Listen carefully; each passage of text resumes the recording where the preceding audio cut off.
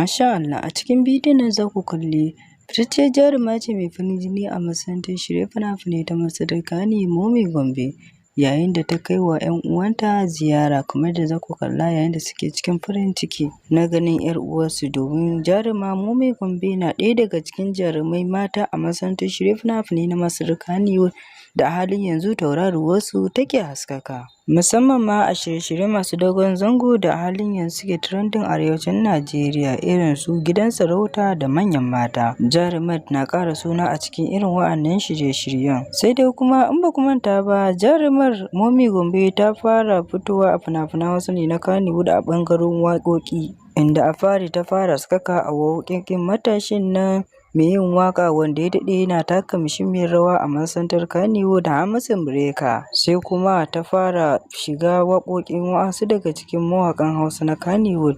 Daga bisani kuma sai ta tsunduma harkar fim, take fitowa a matsayin jaruma. Momi Gombe dai a halin yanzu ba budurwa ba ce ba, domin kafin ta shigo masana'antar shirya fina-finai ta Kannywood, jarumar ta taɓa yin aure har sau biyu. Da fari ta auri soja, sai kuma aurenta na biyu ta auri mawaƙi a masana'antar Kannywood ɗin nan, inda daga bisani kuma suka rabu, ta tsundumo harkar fina-finai na Hausa na Kannywood. Da fatan Allah ƙara kawo wa Momi Gombe miji na gari, amin, da ma sauran dukkanin al'ummar musulmin duniya.